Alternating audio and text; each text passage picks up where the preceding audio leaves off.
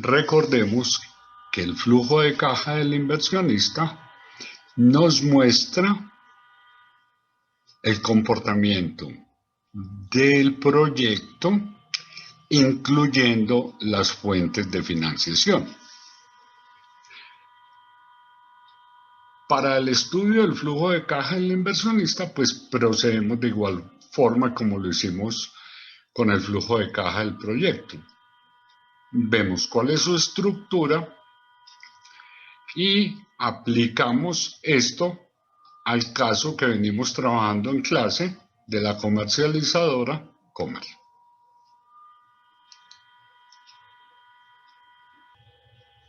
La estructura del flujo de caja del inversionista, como ya lo he mencionado anteriormente,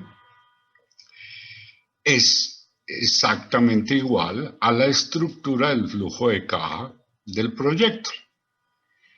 Simplemente que acá se van a incluir todos aquellos ítems que tienen que ver con la financiación del proyecto. Veamos. Los ingresos sujetos a impuesto serán iguales a los que consideramos en el flujo de caja del proyecto, el flujo de caja económico. A esos ingresos le vamos a restar los egresos deducibles de impuesto. Esos egresos pues serán exactamente también los mismos ítems que consideramos en el flujo anterior, pero adicionalmente acá vamos a incluir todo lo correspondiente a los gastos financieros.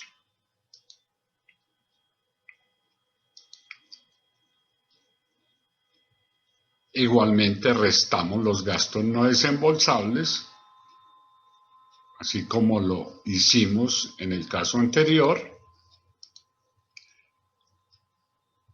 La suma de eso, es decir, los ingresos menos los egresos menos los gastos, vamos a obtener la utilidad antes de impuesto. Calculamos el impuesto, igual que lo hicimos en el flujo de caja anterior. Si a la utilidad antes de impuesto le resto el impuesto, vamos a obtener entonces la utilidad después de impuesto. Vamos a sumar los ajustes por gastos no desembolsables, igual que lo hicimos en el caso del flujo de caja del proyecto. Le vamos a sumar los ingresos sujetos a impuesto, en este caso los ingresos, lo que se incluye pues es igual que en el caso anterior, pero adicionalmente vamos a agregar todos los préstamos bancarios en los que se haya incurrido para financiar el proyecto. Finalmente restamos los egresos no deducibles de impuesto, que va a incluir los mismos ítems que en el caso del flujo de caja del proyecto, pero adicionalmente vamos a incluir también el pago de la deuda.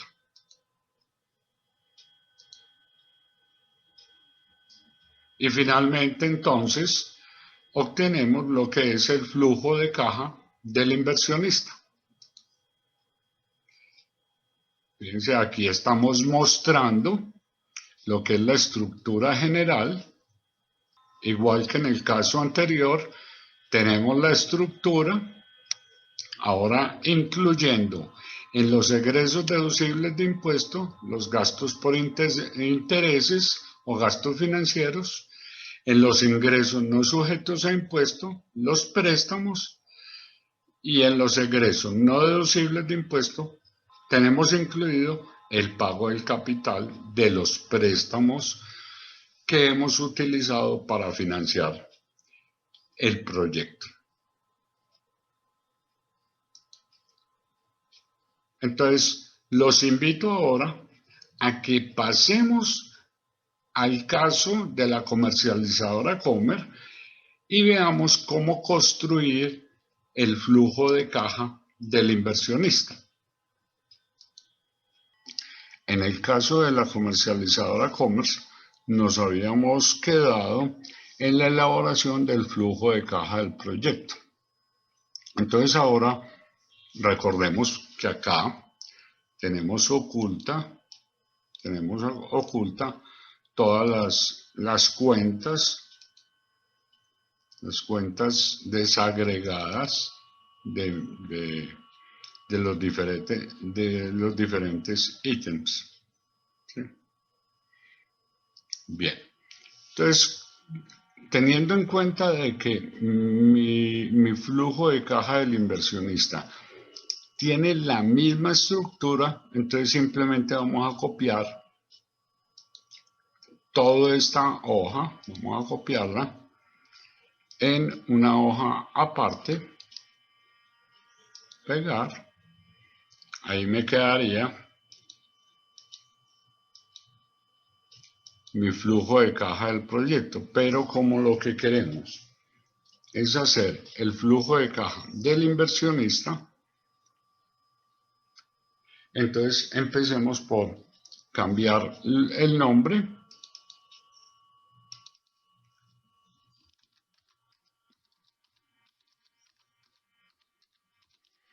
y adicionémosle las cuentas que tienen que ver con la financiación del proyecto. Entonces vamos a adicionar aquí en egresos deducibles de impuesto, vamos a adicionar los gastos financieros, que para nuestro caso pues corresponden a los intereses del préstamo que hemos realizado para poder financiar el negocio. Vamos a colocarle a esto un formato de pesos de una vez. Voy a sombrear esto para que lo distingamos, la diferencia, para que veamos la diferencia. Vamos a adicionarle en los ingresos no sujetos a impuesto el valor del préstamo. Entonces vamos a colocar aquí el valor del préstamo bancario y vamos a hacer exactamente lo mismo que hicimos en el caso anterior. Vamos a sombrearlo y aquí en los egresos no deducibles de impuesto, entonces vamos a adicionarle una cuenta que es pago de la deuda o pago de capital. Pago de la deuda o simplemente pago de capital. Ya estamos listos, digamos, estructuralmente. Ya estamos listos estructuralmente para incluir la financiación en mi flujo de caja y convertir el flujo de caja del proyecto en el flujo de caja del inversionista. ¿De dónde sacamos entonces la información de los gastos financieros o de los intereses? Pues recuerden que nosotros por acá en el auxiliar tenemos lo que es la tabla de amortización del crédito. Entonces en esta tabla de amortización del crédito la tenemos desagregada con el pago de la cuota, el pago de los intereses, la amortización de capital y el saldo que va a tener la cuenta al final de cada periodo. Entonces, como estamos buscando los gastos financieros o intereses, entonces simplemente recurrimos a esta columna. Me voy a la hoja, le doy copiar desde allá, me voy al auxiliar y fíjense que en el periodo 0 pues yo tengo un pago de intereses igual a 0. Vamos a traerlo uno por uno. Hay otras formas de copiar esto, pero voy a utilizar, digamos, esta forma que es, por decirlo así, un poquito más primitiva, ¿sí? Para que ustedes vayan viendo paso a paso cómo lo hacemos. Periodo 2, hay que ser cuidadosos de que estemos trayendo efectivamente el del periodo correspondiente. El periodo 3 va a ser 126, los intereses. Aquí en el periodo 4 va a ser 112. En el periodo 5 va a ser 95. En el periodo 6 va a ser 76. En el periodo 7 va a ser, perdón, ahí es donde hay que colocar cuidado. Intereses 54. Y en el periodo 8 va a ser igual a 29. Vemos intereses. Acá no tenemos nada, fíjense, ¿verdad? Si yo me voy acá en el periodo 9, en el periodo 9 no voy a tener nada. Y en el periodo 10 obviamente tampoco voy a tener nada porque ese crédito ya se canceló. Ese crédito ya se canceló. Bien, ahí tenemos, vamos a colocarlo en negrilla para darle un realce. Vamos de nuevo a esconder todas estas filas que vuelvo y digo, no nos ayudan a ver el panorama completo. Vamos a dejar el de gastos de financiación, gastos financieros.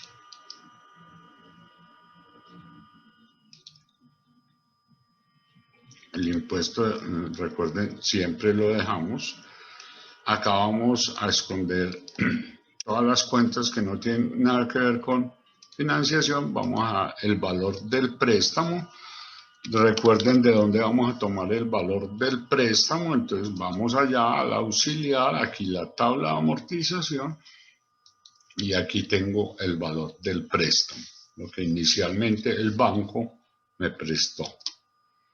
Ahí están los 1.000 millones, vamos a colocarlo en negrilla también para que lo distingamos.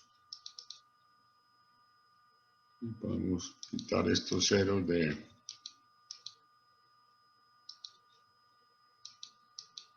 Bien. Y vamos a esconder también, a ocultar estas cuentas, y venimos y vemos el pago de la deuda. En el pago de la deuda es igual, me voy allá al auxiliar. Recuerden que el pago de la deuda es este, o el pago de capital va a ser este. En el periodo 0 no hay pago de capital. En el periodo 1 voy a tener como pago de capital 72 millones. En el periodo 2 voy a tener como pago de capital 83 millones. En el periodo 3 voy a tener como pago de capital 96 millones. En el periodo 4 voy a tener como pago de capital 110 millones. En el periodo 5 voy a tener como pago de capital 127 millones. En el periodo 6 voy a tener como pago de capital 146 millones. En el periodo 7 va a ser de 168 millones. Y finalmente en el periodo 8 vamos a tener como pago de capital 193 millones de pesos. Dice que igual que los intereses, en el periodo 8, en el periodo 9 y en el periodo 10, bueno, vamos a tener pago de deuda porque, no pago de capital, porque el crédito ya se liquidó o se canceló en el periodo 8. Ahí vamos a tener entonces la estructura del flujo de caja del inversionista. Hasta ahí nuestro flujo de caja del inversionista. Una recomendación que les hago es que comparen el flujo de caja del inversionista con el flujo de caja del proyecto.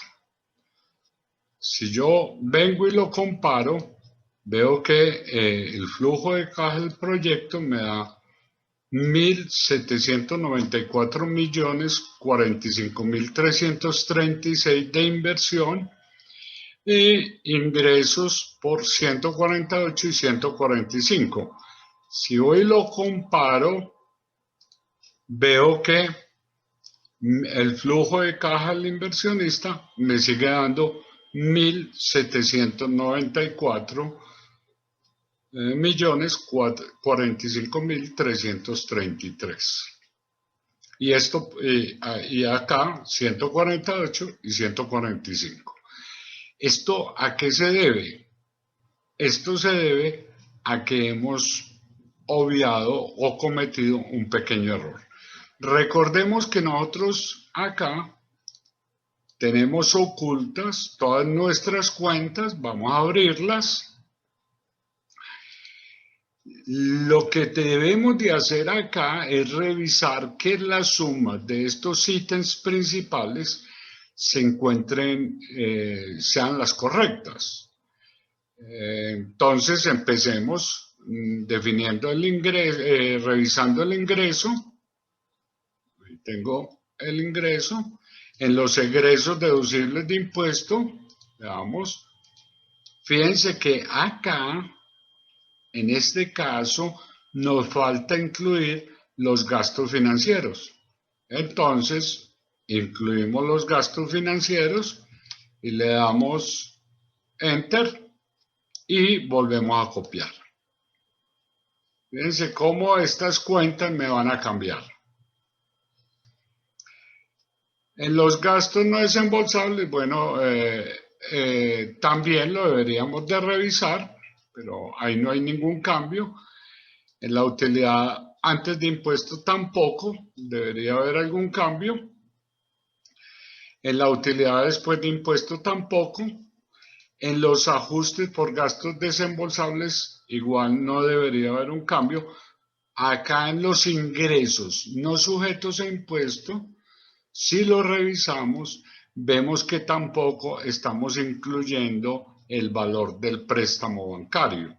Entonces lo debemos de incluir. Lo debemos de incluir.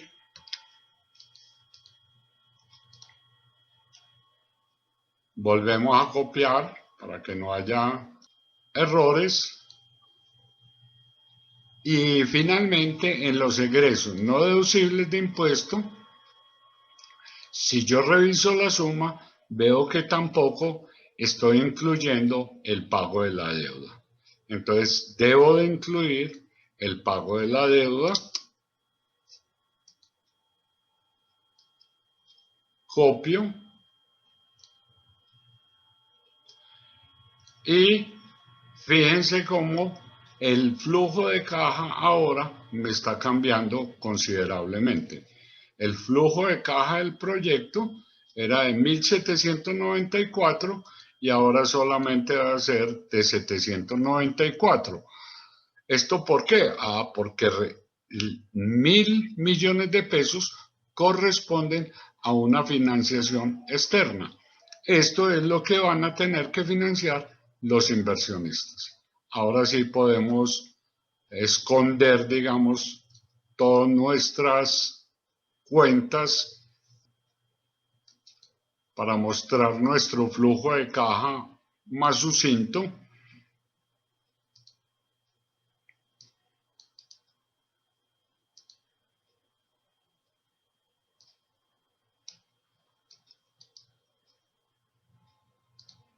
procuremos mantener las cuentas de financiación, dejar las cuentas de financiación para ver la diferencia.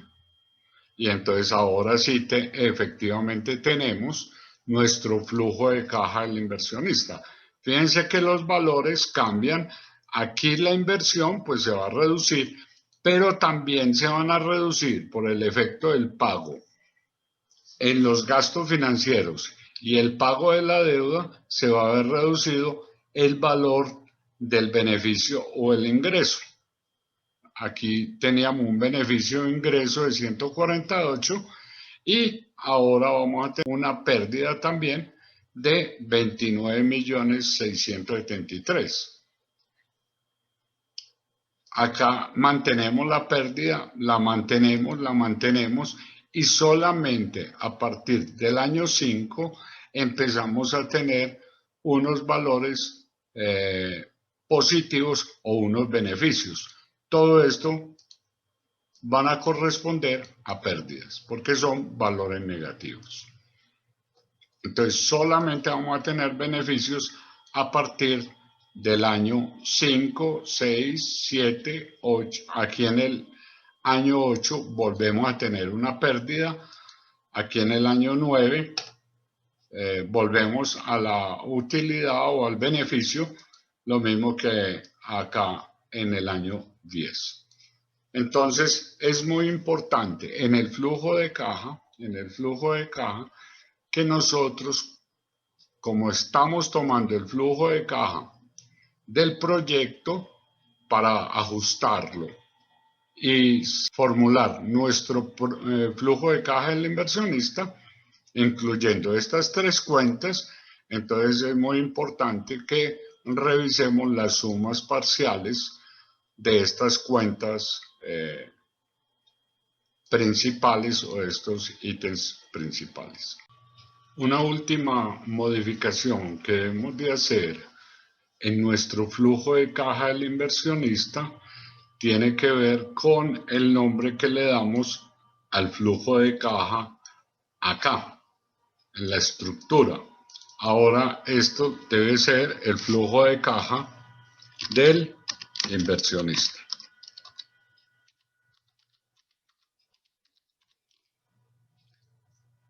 Ahora sí, tenemos completo el ejercicio de nuestra compañía comercial. Vistos el flujo de caja del proyecto y el flujo de caja del inversionista, los invito a que hagamos un pequeño repaso viendo el siguiente video del profesor Gabriel Leandro del programa de especialista en gestión financiera, que se denomina Evaluación de decisiones de inversión, construcción del flujo de caja.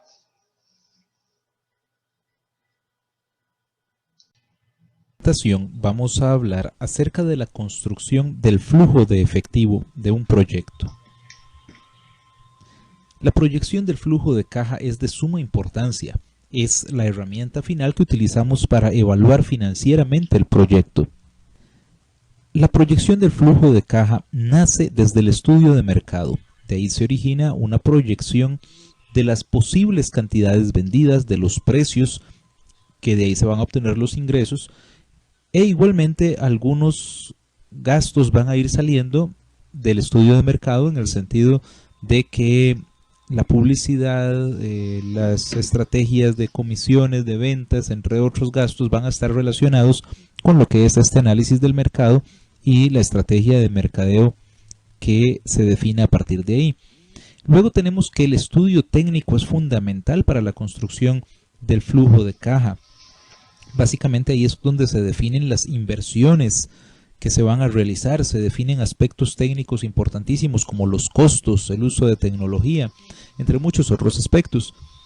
Y luego tenemos el estudio organizacional, donde se va a establecer en términos de costos, aspectos como salarios administrativos, aspectos de costos de la estructura organizacional, entre otros puntos que todos van a darnos entonces los beneficios del proyecto y sus diferentes costos, considerando los efectos tributarios que tienen todos estos aspectos, como es el caso de la depreciación, de la amortización, entre otros. Es fundamental determinar entonces estos beneficios y estos flujos de efectivo para poder determinar la rentabilidad del proyecto. Ahora bien, también es necesario determinar la rentabilidad del proyecto y construir un flujo de caja desde la perspectiva del inversionista para saber qué tan rentables son los recursos propios, y también construir un flujo de caja para determinar la capacidad de pago que se va a tener frente a terceros cuando se han obtenido entonces recursos, por ejemplo, a través de un préstamo. E igualmente, es necesaria la construcción del flujo de caja y va a ser diferente para una empresa nueva que para una empresa en funcionamiento. Normalmente las empresas en funcionamiento realizan proyectos que son, por ejemplo, de reemplazo o proyectos que son de modernización, y entonces tenemos en estos casos que el flujo de caja puede tener una estructura un poco diferente. En cuanto a lo que son los beneficios del proyecto, cabe destacar algunos aspectos. Lo más típico es que los beneficios del proyecto provengan de la venta de productos o servicios. Sin embargo, también en algunos casos existe la venta de subproductos, que pues deben tenerse en consideración también. Muchas veces el proyecto lo que genera son ahorros, entonces no genera un producto o un servicio en sí, pero por ejemplo un proyecto en el cual se introduce una nueva tecnología puede generar ahorros frente a la situación de no usar esta nueva tecnología. Y también hay que considerar como beneficios del proyecto el valor de desecho de los activos y la recuperación del capital de trabajo. Entonces tenemos 4 grandes elementos en un flujo de caja. Por un lado tenemos la inversión, esa inversión inicial que se realiza entonces antes de entrar en operación el proyecto. Después tenemos los flujos operativos que se dan entonces durante la operación del proyecto.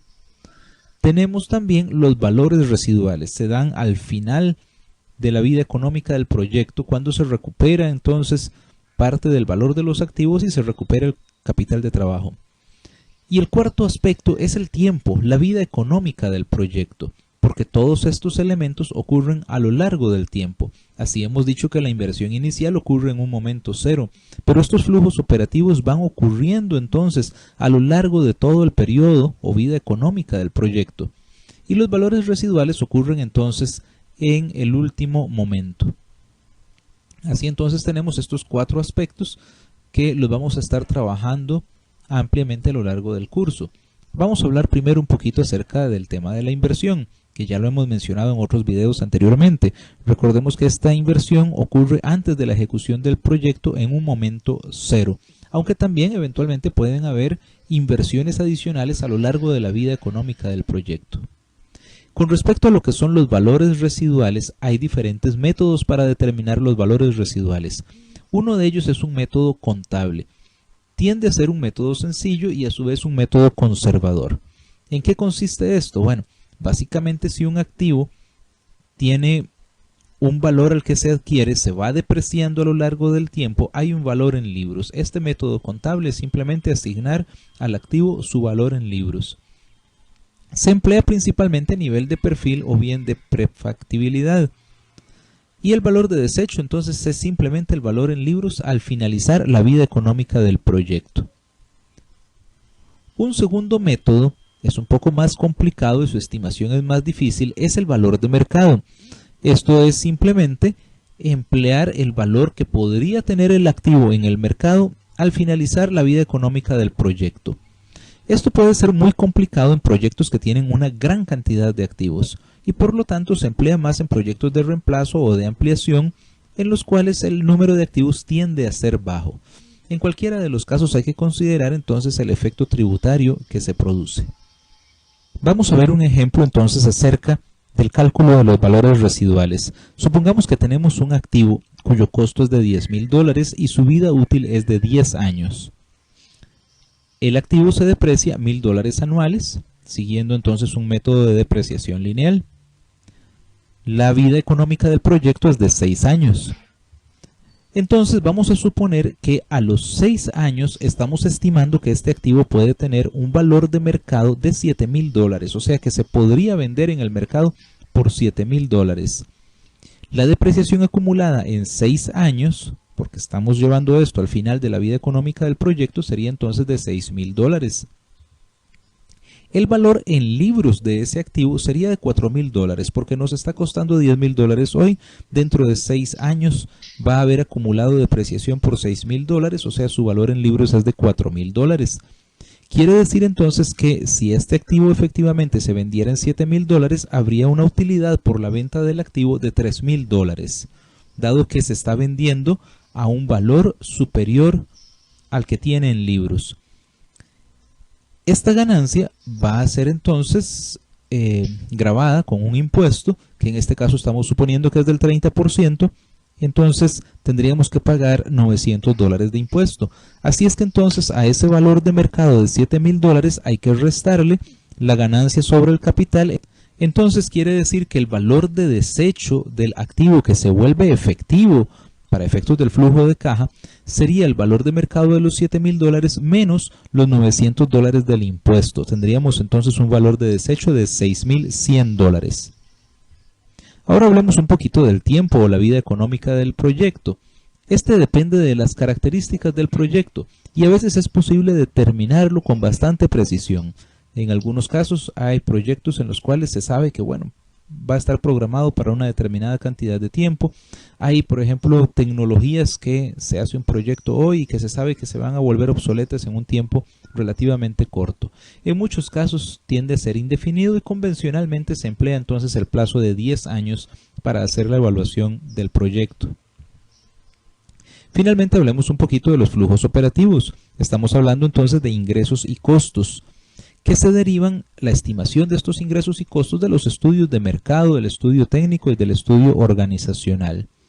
Recordemos que en cuanto a los costos se clasifican de diferentes maneras. Por un lado tenemos los costos de producción, donde tenemos costos directos como los costos de los materiales directos, o sea, los materiales que conforman el producto mismo, como sería en el caso a la hora de producir un pastel, el costo de la harina, el costo del azúcar. Y luego la mano de obra directa, que es la mano de obra directamente involucrada en la fabricación del producto. Luego tenemos los costos indirectos, donde hay materiales indirectos, o sea, materiales que no conforman el producto mismo. Se utilizan muchas veces en una industria, lubricantes, limpiadores, entre otros materiales. Luego la mano de obra indirecta, donde tenemos el personal que supervisa, el personal que administra la fábrica, el personal de limpieza. Y una serie de gastos indirectos, como viene a ser entonces la energía, como vienen a ser los alquileres, impuestos sobre la planta de producción, entre otros. Luego tenemos los gastos de operación, básicamente los gastos administrativos y los gastos de ventas. Aquí incluimos entonces básicamente salarios, alquileres de oficinas, comisiones de vendedores, gastos de publicidad, entre otros. Y luego tenemos los gastos financieros, básicamente los intereses de las deudas. Existen otros gastos, muchas veces por ejemplo se establece una partida por imprevistos. La estructura del flujo de caja es importante conocerla. Primero que todo vamos a sumar los ingresos y vamos a restar los costos. Estos costos que acabamos de mencionar, estos son los ingresos y los costos afectos a impuestos. Y son afectos a impuestos en el sentido de que afectan la riqueza de los accionistas. Y vamos a restar los gastos no desembolsables. Esto es la depreciación, la amortización y cualquier otro gasto no desembolsable. Así entonces, esta operación nos va a dar la utilidad antes de impuestos, a la cual le restamos los impuestos y obtenemos entonces una utilidad neta o una utilidad después de impuestos. A esta utilidad después de impuestos debemos sumar el ajuste por gastos no desembolsables, es decir, debemos volver a sumar la depreciación y la amortización, dado que no generan salida de efectivo. Debemos restar los egresos no afectos a impuestos, como serían las inversiones adicionales que se hagan a lo largo de la vida económica del proyecto. Y debemos sumar los beneficios no afectos a impuestos, como sería el caso de los valores residuales, la recuperación del capital de trabajo. Y así entonces obtenemos el flujo de caja. Cuando lo vemos desde la perspectiva del inversionista, vamos a tener una estructura muy similar. Igual tenemos los ingresos menos los costos menos los gastos no desembolsables. Pero vamos a restar aquí también los gastos financieros, o sea, los intereses de la deuda. En el flujo anterior no restábamos los gastos financieros porque queríamos ver la rentabilidad del proyecto independientemente de la forma en que se financie. Pero para el inversionista es importante saber, dado que él está aportando cierta cantidad de recursos propios para el proyecto, entonces quiere ver el flujo de caja desde otra perspectiva. Entonces sí tenemos que restar los gastos financieros y obtenemos entonces la utilidad antes de impuestos, a la cual le restamos los impuestos, para obtener de esa manera la utilidad después de impuestos. Similar a la situación anterior, sumamos otra vez la depreciación, la amortización, restamos los egresos no afectos a impuestos y sumamos los beneficios no afectos a impuestos, igual que anteriormente lo hicimos, pero vamos a sumar los préstamos que se obtengan, dado que estos contribuyen a financiar la inversión inicial. Y restamos la amortización de la deuda, es decir, los pagos que se hagan de la deuda, pero no los intereses. Entonces así la cuota del préstamo debe ser separada en la proporción que es intereses y la parte que corresponde a ir disminuyendo el saldo de la deuda. Esta última parte es la que vamos a restar aquí. Y entonces tenemos de esa manera el flujo de caja. Muchas gracias.